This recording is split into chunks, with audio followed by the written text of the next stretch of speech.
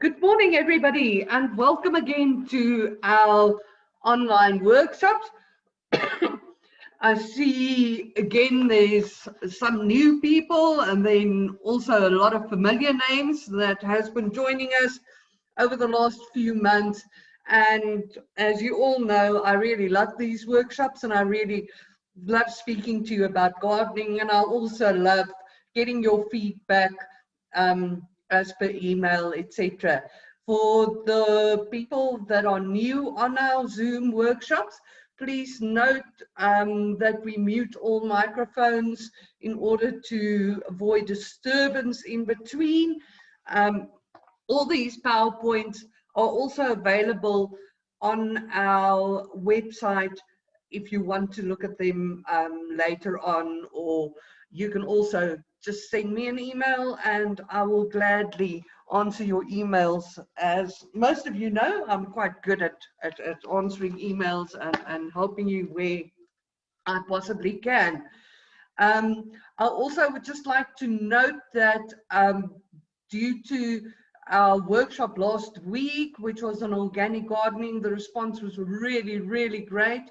And we are going to be hosting a live workshop at our GardenShop branch on organic gardening on the 5th of June. Our venue there is open-sided venue, so it's really complies to all the COVID legislation, etc., etc. So if anybody would like to attend that workshop, please email me, subi@gardenshop.co.za, and I will send you all the details regarding that. We also have our vegetable workshop coming up at our Bryanston branch on the 22nd of May, and there is still 6 places open. We can only accommodate 20 people at a time. So if you're interested, again, give me a shout. And then our gardeners course at Bryanston is also starting on the 4th of May, and there is still a few open spaces with that too. So anybody interested, please feel free, give me a ring or send me an email and I will gladly send you all the details regarding that. So today we are talking about putting some color into your winter garden, and I'm sure it is a topic of interest to everybody, because as much as we like a pretty garden in summer, we also want our garden, especially in winter, to look nice and colorful so that we can feel better about the dull gray winter.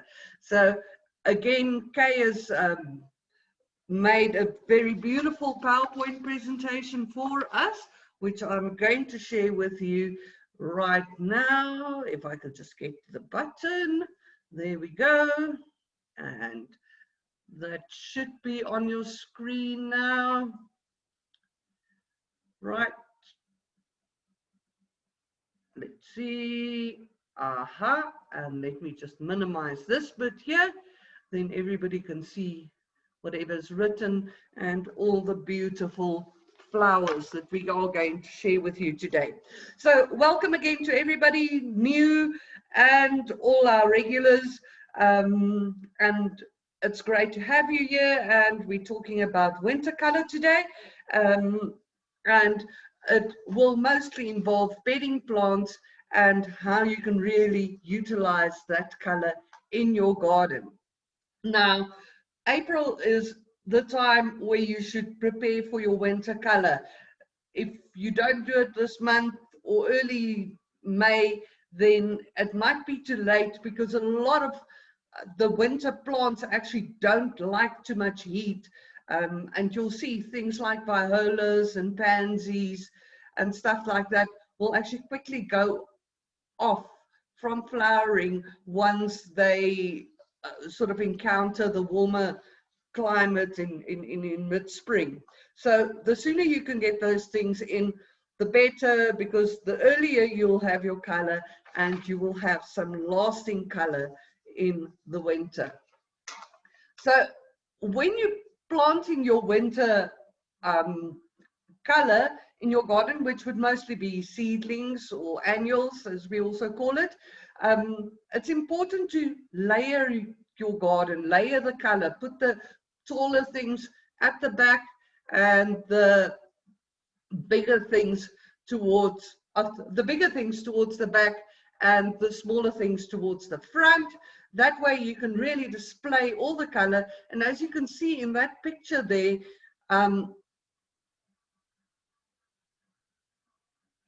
the taller things are at the back, and with the shorter things towards the front, that actually sort of screens the greenery from the taller things, and you can then get a lovely display in your garden.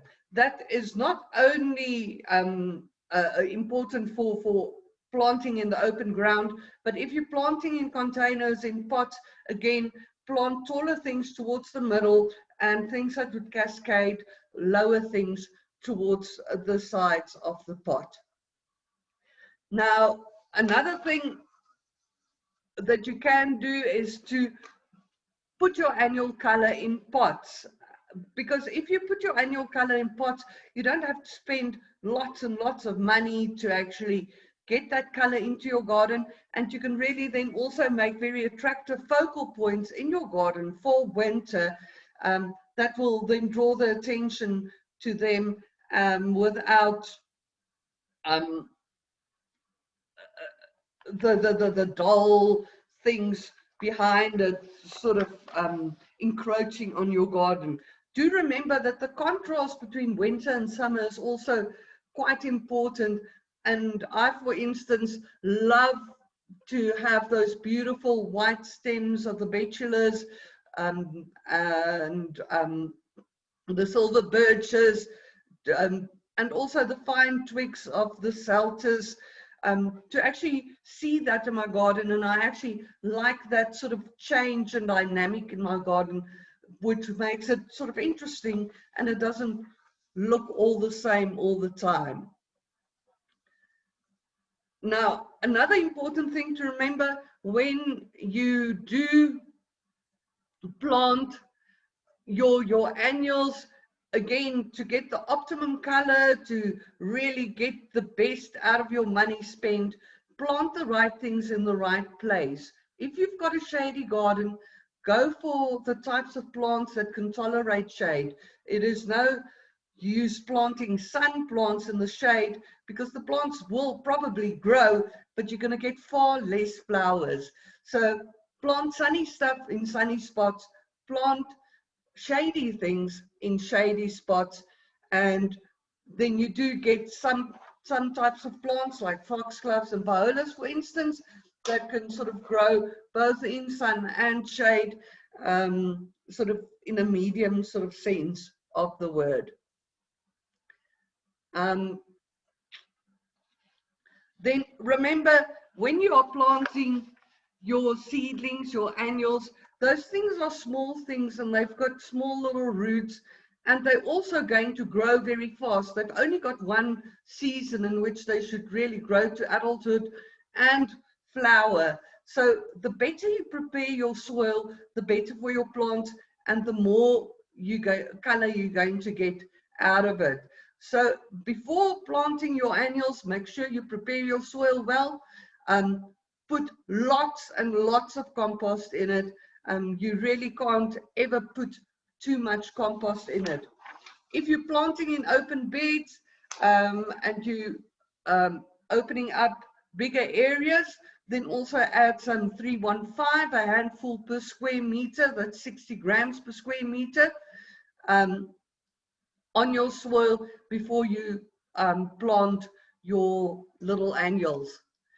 Also make sure that you remove all the foreign objects, stones, weeds and things like that from your bed where you're going to be planting, because you really don't want those little seedlings to have any competition.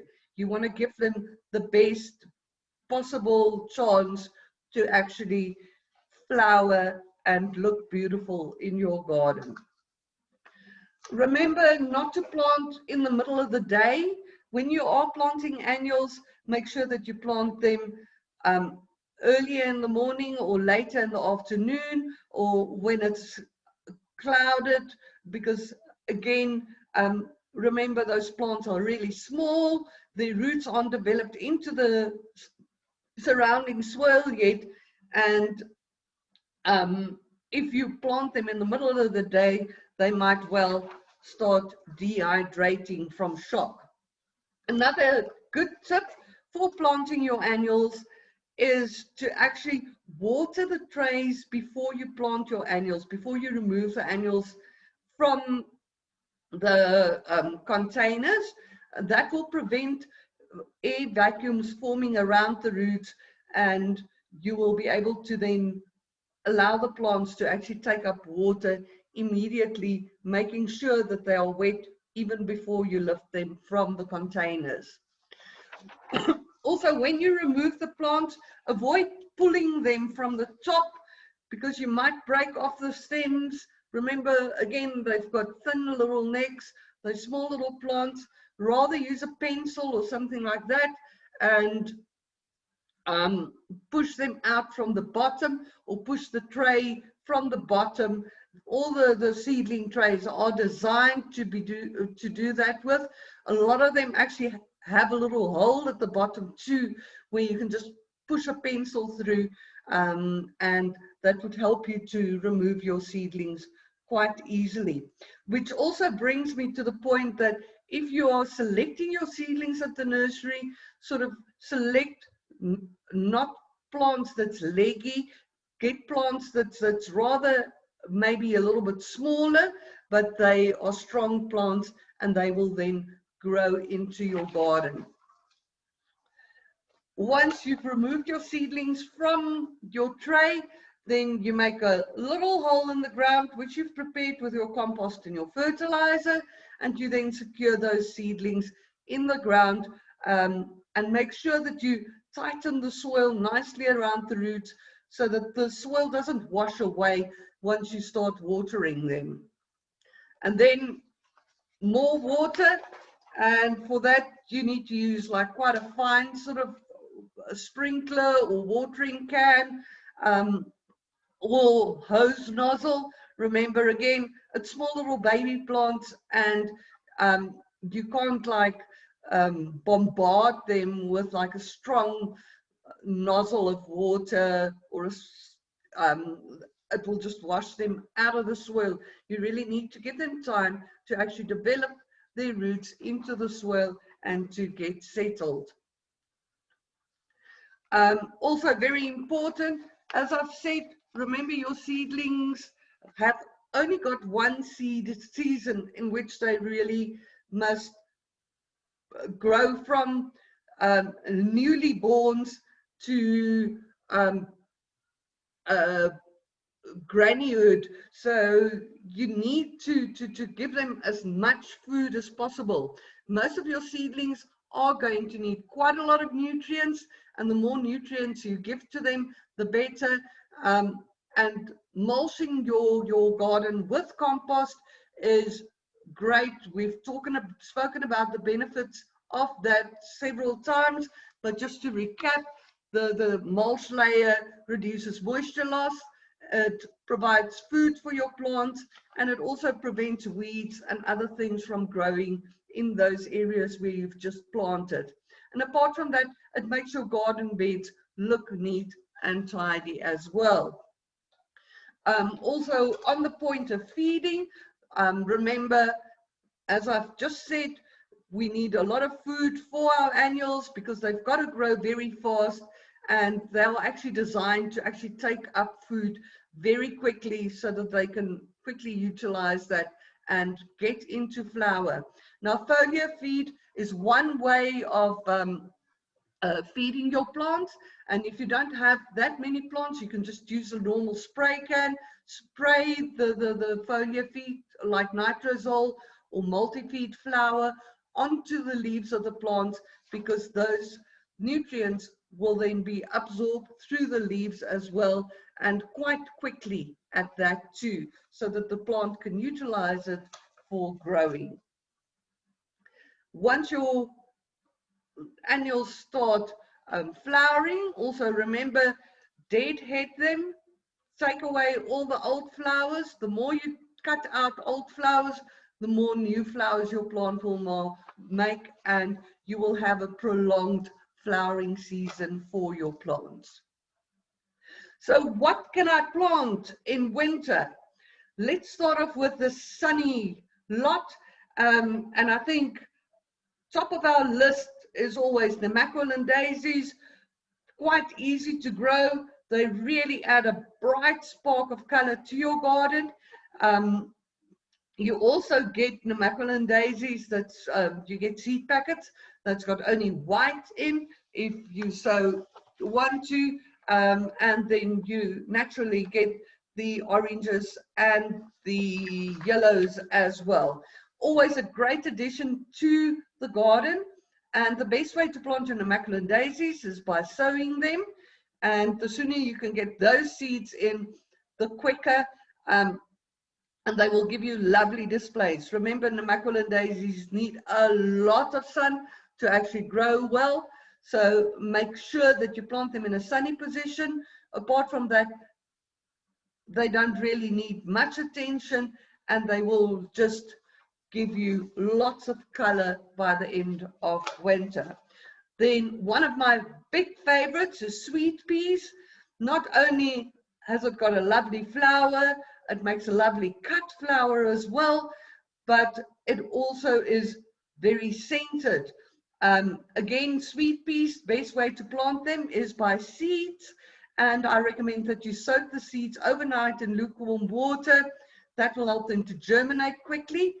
And then just plant them directly into the soil, keeping them moist until such time that the seeds start germinating. We also get different types of sweet peas. We get heritage sweet peas that's really nicely scented. Some of them are all like frilly and beautiful. Then we get our dwarf sweet peas, which will grow into a bush. If you're planting taller varieties, make sure that you've got a place for them where they can climb up against, and they will again make a lovely display by the end of winter. Another one of my favorites is stocks, not only because of the flowers, but because they are actually so lovely scented. And stocks actually naturally come from areas, coastal areas, so they will even do where soil is slightly brackish. Again, there's different varieties that you get. You get single varieties, double varieties. You also get tall varieties, which you would plant towards the back of your garden or the center of your pot, and the dwarf varieties, which are great for your borders and edging. Another one of my favorites, Delphiniums, always makes me think of that lovely English cottage garden. I love those tall spikes and those soft fairy-like flowers. They're just absolutely beautiful. And as you can see, they really make a lovely display in a cottage garden. Again, different varieties available, from double varieties, single varieties, up to dwarf varieties, which you can again plant on borders. And your taller varieties of Delphiniums makes lovely, lovely cut flowers as well. And the more you cut the flowers out, the more flowers you will get. And then the Iceland Poppies is nothing to be frowned upon. Again, oh, I don't know, I've got too many favorites here, I think. But I love the delicate way that those flowers just like sort of open up, and it looks like little fairy dresses that they are wearing. Absolutely, absolutely beautiful. They grow very easily. They love cold temperatures, but do make sure that you plant them where they get lots of sun, because then you are going to get lots and lots of flowers. Again, they make lovely cut flowers, so you really have quite a long vase life. And the more you cut out the flowers, the more flowers they will make. So get those poppies in right now. Another one that also brightens up your garden a bit, again for sun, is your calendulas or your pot marigolds. Lovely little plants. You get tall varieties, you get lower dwarf varieties, and they grow equally well from seed or seedlings. So if you are in the nursery, you can either get some seedlings or seeds. If you are planting seeds, the sooner you get them into the soil, the better. They also make quite good cut flowers, but apart from that, they've got quite a lot of medicinal value as well. So you can plant them in between your vegetable and your herb garden, where they will not only make a lovely display, but where you can actually use them for other things as well. Now, I think no winter can go without pansies and violas. And I mean, those lovely open faces are absolutely gorgeous, and they mostly just flower prolifically. Your pansies needs to be planted in full sun. That means it needs 6 or more hours sun per day. Violas actually do quite well in semi-shaded areas as well, so you can plant them there too. The difference between the two is that the pansies have the bigger face, the bigger flower, and the violas has got like multiple smaller flowers. You can even put them into your salads for winter to color up your salad dishes. They look quite nice. And again, plant them in between your vegetable garden, where they will not only add a bit of color, but where you can actually use them as well. Remember, they also really like the cold. That's why you don't get pansies and violas really in summer. And the colder it gets, the bigger the flowers will become of the pansies. So if you see them on the nursery floor at the moment and the flowers don't look that big yet, remember, the colder it gets, the colder the flowers are going to become, the bigger the flowers will become. And also remember to pinch out all the old flowers. That way you will stimulate more flower growth for your pansies and violas. Now let's get into the shady areas with all the shady ladies.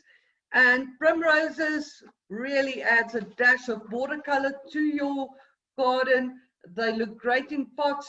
You can even put them as indoor plants on your coffee table if you like to. But again, they like cooler temperatures, so don't put them in front of your fireplace or your heater. They really like the cold. The colder it gets, the more they will flower, and pinch out those old flowers, and you will get more and more flowers coming as the winter goes along. Also remember that primroses sometimes do become perennial. So if your plants don't die off completely after summer, after the winter flowering, maybe just leave them in the soil. They will become a bit more robust. They might not look that good. You could plant some impatiens or begonias in between them, and then by the time the winter comes, they will be up and flowering again. Now, primulas, I think no shady areas can go without primulas. Those lovely fine little flowers. It gives you a little bit of height in your garden, up to about 30-40 centimeters. And I remember as a kid, because my birthday was in August, and my grandmother used to plant loads of little tins, like canned fruit tins with primulas, and I would always get like a little tin with primulas in it for my birthday. They grow equally well from seed and from seedlings, so get them in as soon as possible. There's a multitude of colors, from white to very dark pink, or it's actually called malisoid red, but it's actually more a very dark burgundy color. So yes, definitely a must for your shady garden and your shady spots and your patios where it doesn't get that much sun. And very often primulas just seed themselves, and you will find that the next season they will come up all over the place. Now, Foxgloves is also great for your shady areas. They will also grow well in sunnier areas, but they will give you some height in your shaded areas. Remember, foxgloves are biennials, so if you don't get them into the soil early before winter, you will have to wait another season before they'll flower in spring. They will only flower after they've basically gone through a winter, but they are great for your early spring garden when those tall spikes come up. Again, they make me think of little fairies with those little spots going in the little bells of the flower, and they are great for your early pollinators like the bees as well. Now, cyclamens is a must for your shady garden in the winter, and because cyclamens are often sold as indoor plants, people don't realize that they actually are very, very good for your outdoor winter garden. Cyclamens come from very cold areas, and they really want cold to stimulate flower growth. People think that cyclamens are sort of finicky and they die quickly, but they are actually not. They may look like that, but the colder they get, the better do they flower. It is wrong to put them again in your living room where you've got heaters and fireplaces going, because then they will think it's becoming summer and they will go off quicker. Cyclamens will give you color from early in the season right through. They will flower terrifically. My cyclamens that I've got in my garden, that is from last season, which I just left there, they've already started flowering, and they will flower well into October. Remember, cyclamens is a bulb, and as I say, I just leave them in the soil. Sometimes they go off completely and then re-emerge once it starts to get a bit cooler. Or sometimes they've got a few straggly leaves, but I interplant them in summer with impatiens, which then covers that, and it also makes sure that my cyclamen bulbs stay moist. And as I say, mine is out and flowering already, and I can spot loads and loads of buds down in the bottom of the leaves. Another beautiful little plant that's often overlooked, and that can also become a perennial after a while, is your Bellis perennis, or your English daisies. Beautiful little button-shaped flowers, not very big, but they flower prolifically. They're low-growing, so they're excellent for borders. They're also really lovely for your containers towards the front, and they can grow in shade and semi-shade. Then cinerarias are also great for your winter garden. If you have a garden that is not too cold sensitive, where you won't get black frost, etc., cinerarias are slightly cold sensitive, but they are winter flowering. So if you have a bit more of a protected spot, they are great for your winter garden. You get taller varieties, again, lower varieties, doubles, singles, and they really have an array of bright colors, some double colors, and they could really make a point of interest in your winter garden. So you see, there's no need to have a dull gray winter. Winter flowers add a splash of colors to your garden just when you require them the most. And they will fill up your containers and your flower beds with beautiful flowers, and giving you amazing flower power. So that is it for today, but I'm sure you are going to remind me that we had a beautiful hamper. And Doris, I'm just going to pull your chair in here where people can see you. Let me just get this on here. Let's see if we can see Doris.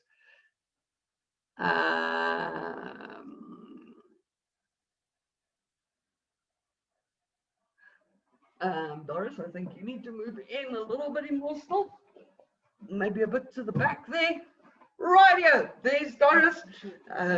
Yeah, Doris works here at our garden shop, and every week she does our draw for us. And last week we had a big hamper, organic hamper from Effecto that they sponsored for us. It's a huge one. Yeah, it's quite heavy. You better put it down, Doris. So we've got all our entries as usual, and Doris is going to do a draw for us, and we are going to see who the lucky winner is. Doris, you maybe want to move into the screen a bit. Shake. Yes. That's why I get Doris, so nobody can say that I am partial to some of our viewers. Right. And our winner this week is Keenan. Congratulations, Keenan. You have won our hamper for Effecto. And the question was, name one way to encourage biodiversity in your garden. And Keenan said, a few ways to improve biodiversity in your garden is to add water, which can attract more insects, bird life, and amphibians. So congratulations, Keenan. I will be in touch with you to make sure that your prize gets to you. But luckily, if you didn't win this week, we have got another competition this week for a draw on next week's one, and that is sponsored for us by Mayford, and they are going to sponsor a seed pack, a seed hamper for us for next week's draw. So thank you very much, Mayford. And all you have to do if you want to enter this competition is name any winter bedding plant or annual suitable for planting in the sun. So name any winter bedding plant or annual that is suitable for planting in the sun.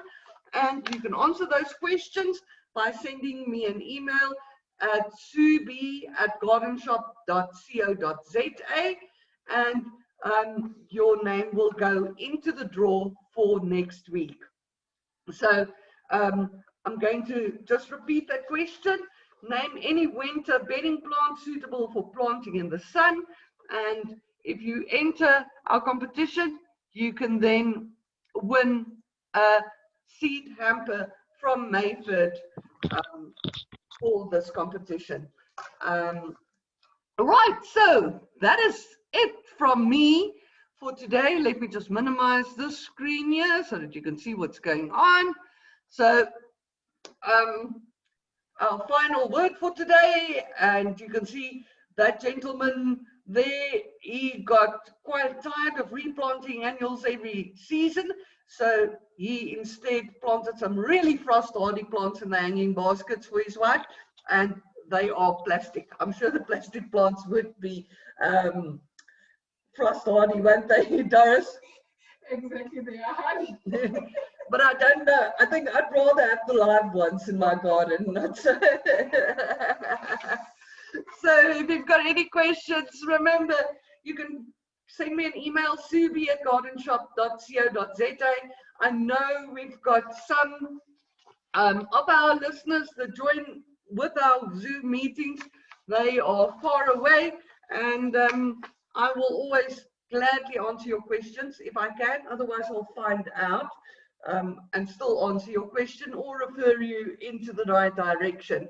So send your questions to me, send your competition entries to me, and also remember about our upcoming gardeners course starting on the 4th of May at our Garden Shop Bryanston branch, and then also our vegetable workshop, for which I think I've got only 4 spaces left, and then our organic workshop at our Bryanston branch on the 5th of June. So I will be back with you next week, and I think our topic for next week is guerrilla gardening. Now, that's got nothing to do with gorillas in your garden. It is more like guerrilla warfare. So it is all the ways that you can cope in unconventional ways with all the garden problems that you have. Remember, we've got our garden gurus at each of our stores, Broadacres, Parktown North, and Bryanston. At Broadacres, it's Lomzi, at Parktown, Godfrey, and at Bryanston, Sibuyile, all qualified horticulturists, and they will definitely be able to answer your questions and assist you with your gardening needs. So thank you very much for joining us today. It was great being here, and I am looking forward to all your entries and looking forward to seeing you again next week. Thank you. Have a good week.